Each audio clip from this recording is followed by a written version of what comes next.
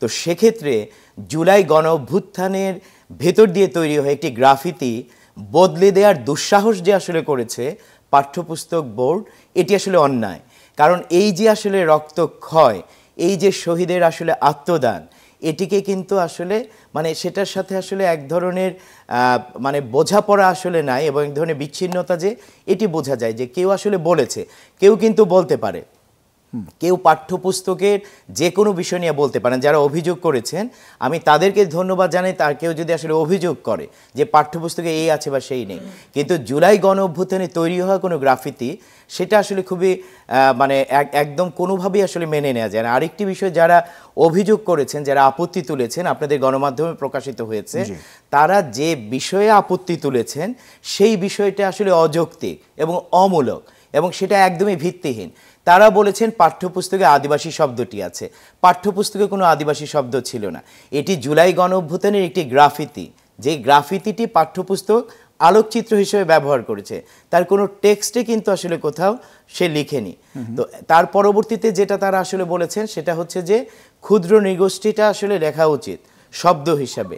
তারা বলেছেন যে এটা আসলে সংবিধানে নাই, ক্ষুদ্র নৃগোষ্ঠী সংবিধানে আছে। এটি হচ্ছে আরও একটি ভুল।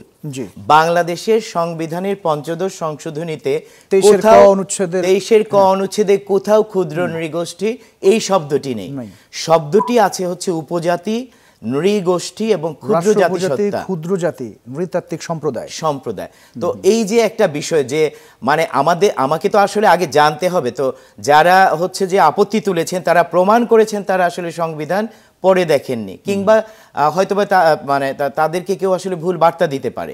তো এখন বিষয় হচ্ছে যে আইনের মাধ্যমে এই ক্ষুদ্র নৃগোষ্ঠী শব্দটি এসেছে, এটি হচ্ছে যে 2010 সনে যে আপনার ক্ষুদ্র নৃগোষ্ঠী সাংস্কৃতিক প্রতিষ্ঠান আইন যেটি করা হয়েছিল, সেটিতে বলা হয়েছিল বাংলাদেশে ক্ষুদ্র নৃগোষ্ঠী কারা।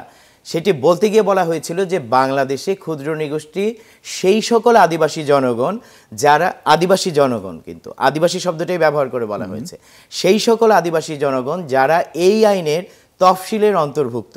তো তফসিলে অনেকগুলো জনগোষ্ঠীকে চাকমা, মারমা, চাক, খিয়াং, মানে আপনার সাঁওতাল, মান্দি, হাজং এর মানে ব্যবহার করা হয়েছে। পরবর্তীতে 2টা তফসিলে এটা ব্যবহার করা হয়েছে। আপনি যদি সর্বশেষ শুমারি দেখেন, জনশুমারি 2022, যেখানে আদিবাসী জনসংখ্যা 16 লাখের বেশি বলা হয়েছে, এবং বলা হয়েছে যে বাংলাদেশে জাতিগোষ্ঠীর সংখ্যা হচ্ছে 50।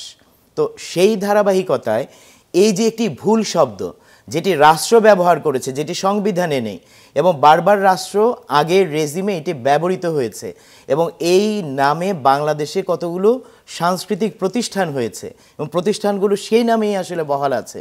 তাহলে জুলাই গণ অভ্যুত্থান মানে যারা আসলে আপত্তি তুলেছেন, জুলাই গণ অভ্যুত্থান যখন আসলে এই অভ্যুত্থানের ভেতর দিয়ে তারা তো যে বিদ্যমান সংবিধান, সেই সংবিধানকে প্রশ্ন করেছে, সংবিধান সংস্কারের দাবি তুলেছে এবং বলেছে যে এখানে কর্তৃত্ব আছে, ঔপনিবেশিকতা আছে, যে রেজিমের অনেক ধরনের লিগ্যাসি আছে। তো সেই যখন আসলে আপত্তি তোলা হয়েছে তখন কিন্তু আবার এই সংবিধানের কথাই বলা হয়েছে, যে সংবিধানকে জুলাই গণঅভ্যুত্থান খারিজ করেছে। এবং আরেকটি গুরুত্বপূর্ণ বিষয় হচ্ছে এটির ধারাবাহিকতায় যে তথ্যগুলো দেয়া হচ্ছে সেই তথ্য কিন্তু সঠিক নয়, এবং এর ভেতর দিয়ে কিন্তু বারে বারে বাংলাদেশে আদিবাসী বাঙালি যে বাইনারি বিভাজন বা জাতিগত বিভাজনের যে দ্বন্দ্ব, সেটি কিন্তু উস্কে দেয়া হয়।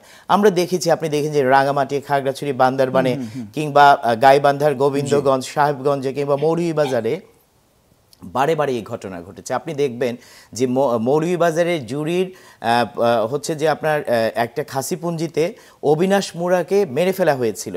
আপনার মৌলভীবাজারের শ্রীমঙ্গলে নাহার চা বাগানে নিতাই তাঁতিকে মেরে ফেলা হয়েছিল, ঠিক এই রকম একটা বিভাজন তৈরি করে দিয়ে।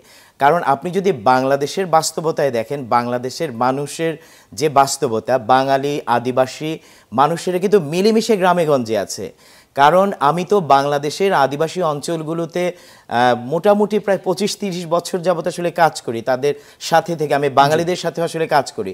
সেই ধারাবাহিকতায় আসলে আমরা দেখেছি যে যখন কৃষক, শ্রমিক, মেহনতি মানুষেরা একসাথে কাজ করছেন, একই জমিতে কাজ করছেন বা নিজেদের আদান প্রদান হচ্ছে, সেই দ্বন্দ্ব কিন্তু বিভাজন উস্কে উঠছে না। এবং আদিবাসীটি হচ্ছে যে আপনার একটি বহুল ব্যবহৃত শব্দ, এই অঞ্চলে বহুল ব্যবহৃত শব্দ। এটা আমাদের না জানার ভুল, আমাদের না বোঝার ভুল। কারণ আদিবাসী কোনো শব্দের বাংলা প্রতিশব্দ নয়। অনেকে বলছেন যে ইন্ডিজিনাস পিপলসের বাংলা শব্দ আদিবাসী, তা নয়। ইন্ডিজিনাস পিপলস বলতে যা বোঝায়, আদিবাসী বলতে মোটামুটি তাই বোঝায়। কারণ আপনি দেখবেন আমাদের প্রচুর লেখায় কিন্তু এটি বলেছি যে যখন 1855 সনে হুল বা সাঁওতাল বিদ্রোহ হচ্ছে, যখন বিরসা মুন্ডার নেতৃত্বে আপনার উলগুলান হচ্ছে, বা যখন তেভাগা টঙ্ক নানকার বিদ্রোহ হচ্ছে, তখন আপনি দেখবেন যে ওই গ্রামে যখন আমরা কাজ করেছি ওই সময়ে প্রচলিত শব্দ হচ্ছে আদিবাসী। মানে বাঙালি ছাড়া অন্যান্য জনগোষ্ঠীকে বোঝানোর জন্য সাঁওতাল, ওরাও, কোল, মানে অন্য জনগোষ্ঠীকে বোঝানোর জন্য একটি কমন বর্গ, সামাজিক প্রত্যয় হিসেবে এটা বোঝানো হয়েছে। তা না হলে তো এমনিতে আপনি চাকমা, হাজং, মান্দি, লালেং, এভাবে চা, খিয়াং, হ্যাঁ আলাদা সম্প্রদায় আছে।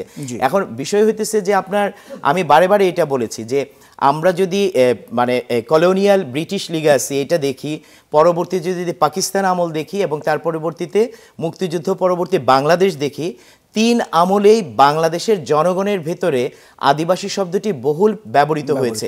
যদিও পার্বত্য চট্টগ্রামে হয়তো বা পাহাড়ি জনগোষ্ঠী বা জুম্ম জাতি এটি ব্যবহার ছিল, কিন্তু অন্যান্য অঞ্চলে বাংলাদেশে এটি বহুল ব্যবহৃত শব্দ। এখানে একটি বিষয় বলে এই অংশটা শেষ করে দিতে চাই, সেটি হচ্ছে যে আপনার আমরা এই ব্রিটিশ আমল দেখলাম এবং তার পরবর্তীতে আপনি নিশ্চয়ই নওগাঁর পাহাড়পুর বৌদ্ধ বিহারের কথা জানেন।